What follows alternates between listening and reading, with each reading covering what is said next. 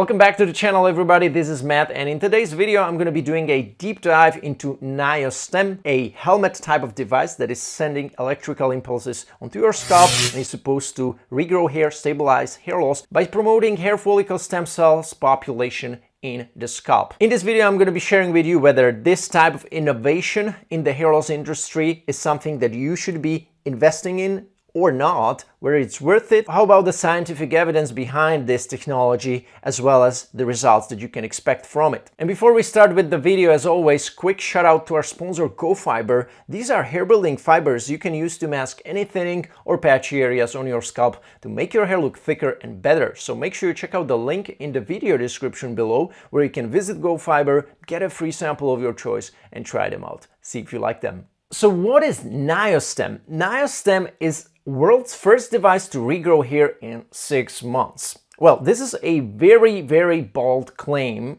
We will get into that in a minute. But first, before I dive into their page and all the descriptions, let's talk about who is behind this project, who is behind this product, whether they're actual doctors and professionals responsible for developing this product. So the good stuff is that this company is actually founded by Dr. Carlos Martinez. He's an inventor of this helmet, as well as a biologist, a doctor who has studied at the university in Belgium. And he's definitely interested in the problematic of hair follicle stem cells, biology of hair follicle stem cells. And also, if you look at the science tab of their page, we'll notice that he is affiliated with many of the articles and usually in vitro studies and laboratory studies done on hair follicle stem cells that he either co-authored or he co-participated in. However, these are no studies done on electrical stimulation of hair follicles that he has been part of. If we go to the homepage, we'll notice that this should be a device that regrows hair in 6 months. Now, the only way where I have seen like a regrowth in 6 months guaranteed was with a hair transplant. And I tell you that as somebody who has been losing hair in the past. Now he got a hair transplant. He tried so many different treatments. Finasteride, Minoxidil, RU, anti-androgens, natural remedies, PRP and whatnot. So this is definitely something that, evokes a lot of skepticism in me as well. So what they do, by the way, is to ask for like a backup on a crowdfunding platform where you can, invest money, buy that device in a pre-sale for like, what is that? $1,000, $1,049. And they will ship it to you once this device is out there for delivery, which should be like early 2024, I think. So that also tells you already that no huge amount of individuals have used this product yet, because it's not even like officially available for sale and for trying it out. Now, before we discuss about the side effect profile and the efficacy of this treatment, let's look at the results, really, because somebody who is like new to hair loss, he doesn't know much about research and all that stuff. He looks at the results first and looks at the price and sees whether this has any value for him. So let's maybe go this way first before I talk about the science stuff and how it measures up to other treatments like Minoxidil, Finasteride and other things. So here are some results that they listed on their page. So first of all, this is a guy who looks like he has like a vertex thinning. If you look at the after picture, the angle is different. It's not really kind of portraying his back of the head nearly as much, but mainly the top of his head. So there is a different angle, plus it looks like this might have been, done on more like a cloudy day. It doesn't look that bright, and you cannot really compare those pictures. And even if we would have the same angle and same lighting, I doubt that there would be even a difference in hair regrowth. I'm not seeing any difference, really, guys.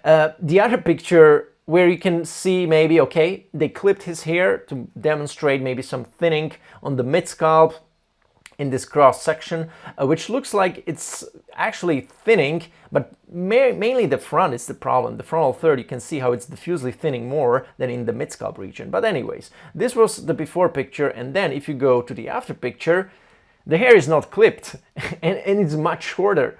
So of course it looks like it's fuller, because even if we wouldn't clip the hair on the before picture, it would look the same full as here, or even fuller. So of course, if somebody has great hair and if you spread it like that and you clip it, of course it's gonna look like it's thinning a little bit in that path.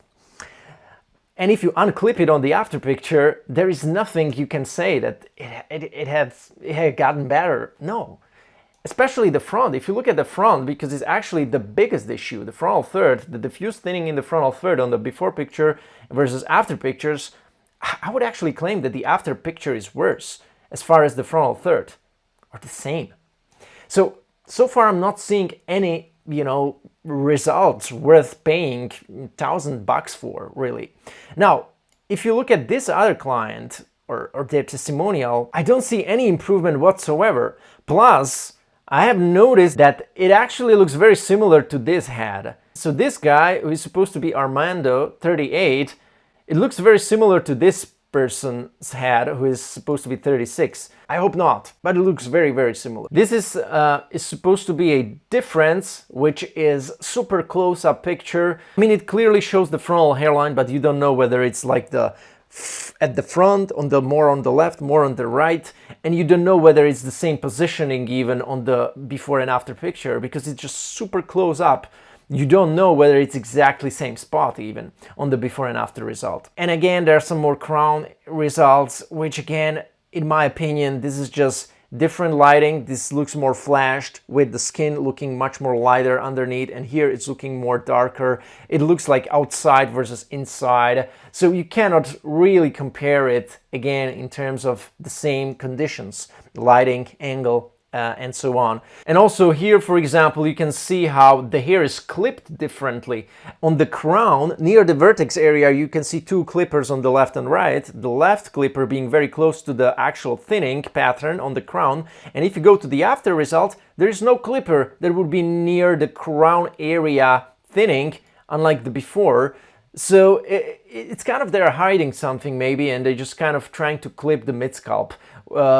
To me, again, different lighting, as you can see on the before and after result, doesn't show much. Before and after results, to me, definitely not convincing, and I wouldn't be, rushing in and buying that device in a pre-sale for $1,000 just based on the before and afters, because they are simply not convincing.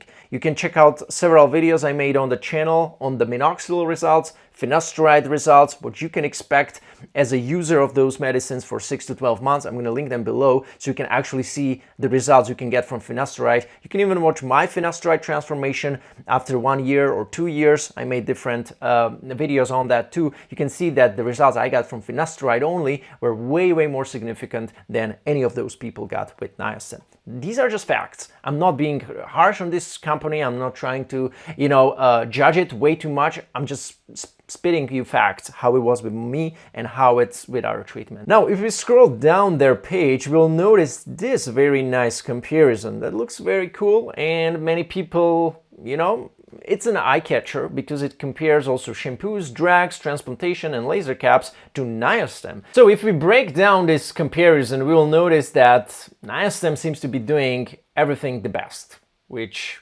already sounds too good to be true. So let's have a look. It stops hair loss together with drags and laser caps. That's already not true. Only drug that stops hair loss is finasteride, dutasteride, topical finasteride, topical dutasteride, a topical anti-androgen that is not FDA approved. So let's simplify it. The only FDA approved drug that can stop hair loss is finasteride, with its 10-year long-term study that we have on finasteride. Now, NIOSTEM, unfortunately, and neither laser caps, they don't come nearly that close with their long-term studies. In fact, NIOSTEM only provided a 6-month proof of concept validation pilot study with 22 men. That's their only proof for this NIOSTEM helmet to even qualify as a hair loss treatment.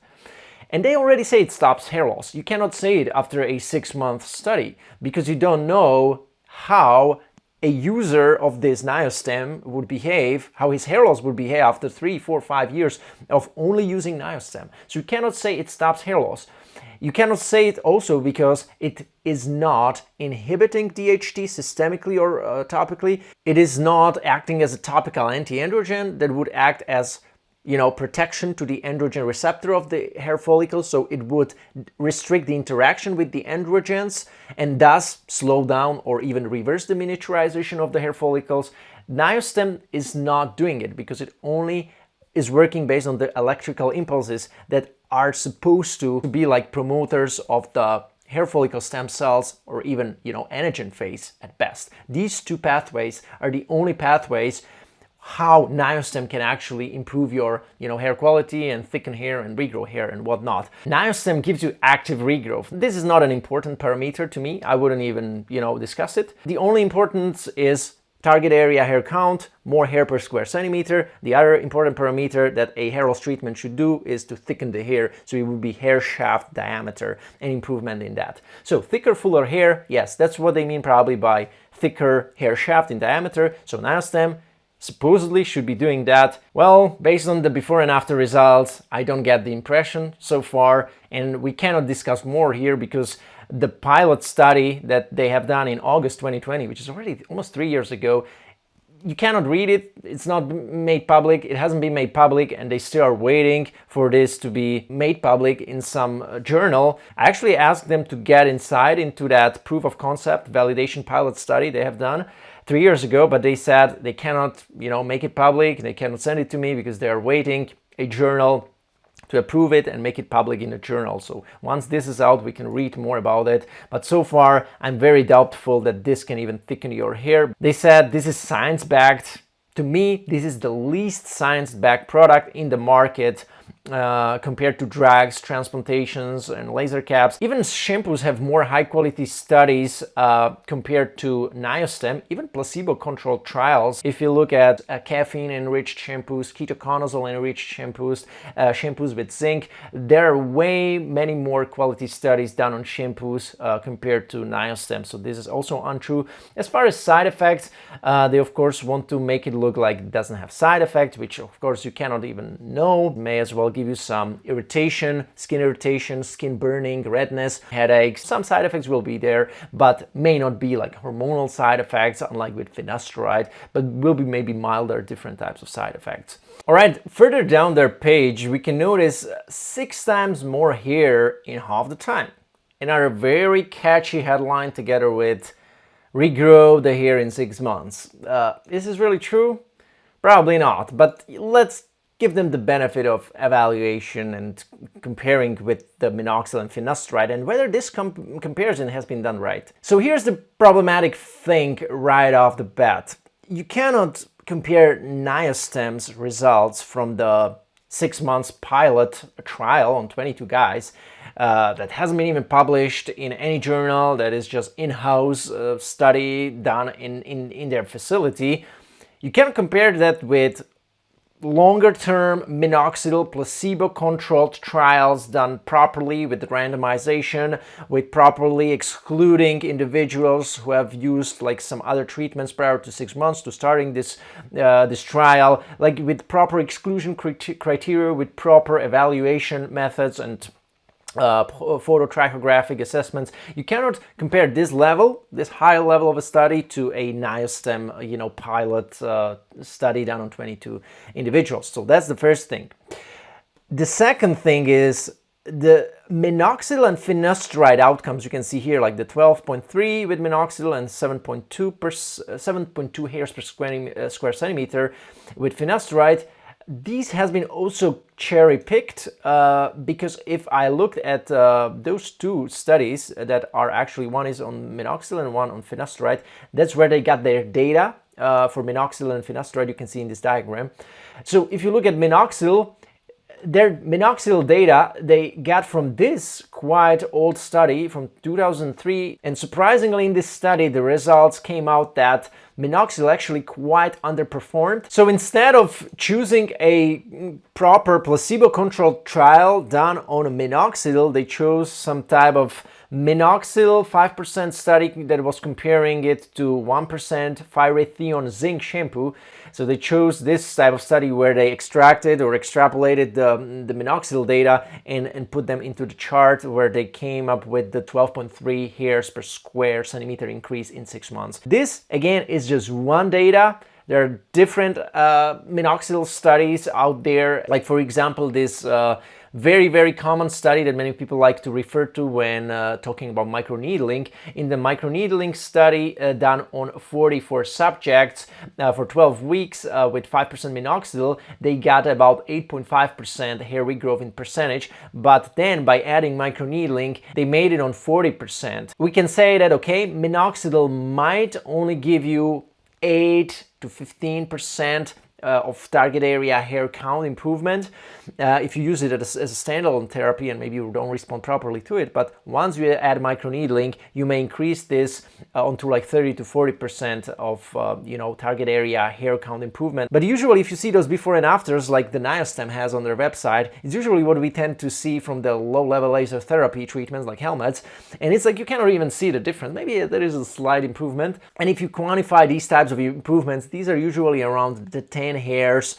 per square centimeter type of gains, and not 40. 40 is way more obvious than what we have seen in their gallery. Even if finasteride is not necessarily giving you that crazy hair gain per square centimeter, unlike oral minoxidil or topical minoxidil with microneedling, of course it's going to be less, but what finasteride is giving you, many people forgetting, is the stabilization in the long run. So even if you're not gaining as many hairs per square centimeter after 6 to 12 months compared to what you are able to get with minoxidil or other powerful hair stimulants like higher dose oral minoxidil in theory, they're forgetting that these results from finasteride are more long-lasting. So you may not get so much hair gain per square centimeter in 6 months, but what you get will be maintained for a very long time, which cannot be said about minoxidil as a monotherapy or NIOSTEM as a monotherapy, because they even say it on their crowdfunding page, where they're talking about the activation of the stem cells by low-level bioelectrical stimulation,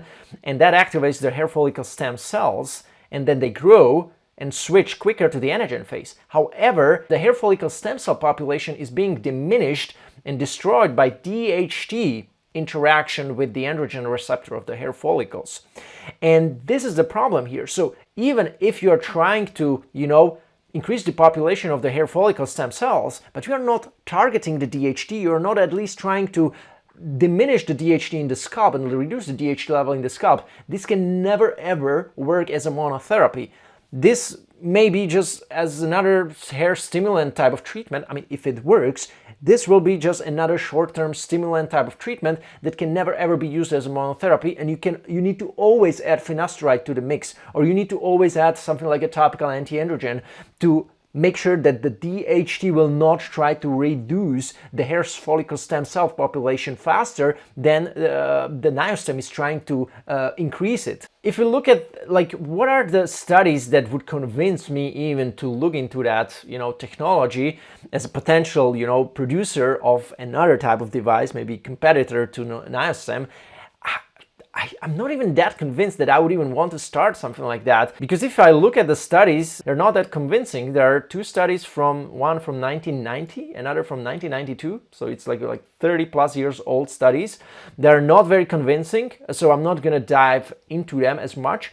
The convincing one that I liked, because it's new and because it's done more thorough, was the one from China from 2019, and they observed the effects of electrical stimulation on hair growth in mice. They compared it to minoxidil 5% and vitamin D topically applied. We know that they live a couple months, maybe a year and a half. Their hair cycle is very short. They have a couple weeks long anagen phase. Their hair follicles do not undergo miniaturization induced by DHT, unlike by humans, by males, but rather mice lose hair because of stress, infections, and mutations, and other autoimmune diseases possibly, but not as a result of DHT. So even if we look up the D table of this study, we can see that the electrical stimulation had the best hair shaft length in millimeter in a certain time period compared to minoxidil and vitamin D, D3 and then placebo, we cannot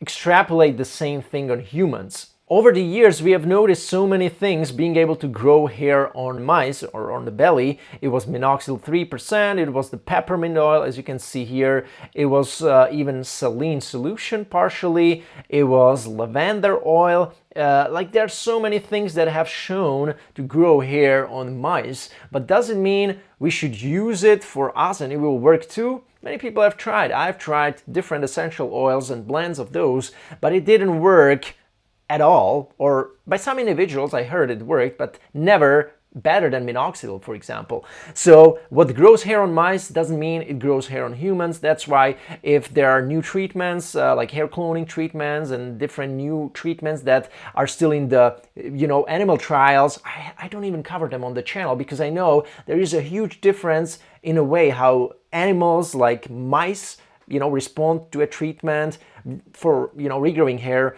versus humans, who have way different hair cycle. They have the DHT miniaturization and different variables. So for me, I am not very convinced about this company. I would not be investing $1,000 into the pre-sale, and I'm interested in the news and see how this kind of develops, and maybe some people will get some degree of hair regrowth from it, but this will not be applicable to a general sufferer from androgenetic alopecia, where the importance to target DHT as soon as possible with any form of treatment that is meant to target DHT is way more important than looking at treatments like that, looking at things like PRP, low-level laser therapy. Like, these are just type of treatments that I would not be considering at all if your goal is to not lose more hair, but rather preserve as many hair as possible as soon as possible. Remember, like, if something is new, innovative, it doesn't make it better than the old guys. If we look at Finasteride and Minoxidil, approved by FDA by the late 1990s, and between then we have so many treatments. We have had grow band, we have the inflatable band. They're supposed to grow your hair by reducing the scalp tension. We had different laser helmet companies come and go, and there are many treatments that come and go, like Broad Lotion from 2018. Like, there are so many things, and this could be one of them. It doesn't mean that just because it's new, it's coming in 2024, which feels like, okay, this is the future, the smart wearables. Actually reminded me of that quirky egg minder wink. This is a smart tool that is literally counting your eggs, how many eggs are still in that container, and once you are close to running out of eggs, it will send you a message via Bluetooth, because it's synced with your smartphone, and will tell you like, hey dude, you should go buy your eggs because you're running out of your eggs. Like, there's yeah, it's a smart tool, doesn't make it like useful, okay? And the same thing I'm seeing with this, because I just don't see the benefits. That was it from me, everybody, guys. Let me know what you think in the comments below. Let me know what are your impressions. If you want to learn more about my one-on-one consulting services, make sure you check out the link in the video description below, where you can find out more how I can help you out one-on-one with getting your hair back via hair transplants, hair loss treatments, assisting you and guiding you through all that process towards getting your hair back, finding the right surgeon, and evaluating all the alternatives. I will be happy to help you out in person. Take care, everybody, and see you in another video.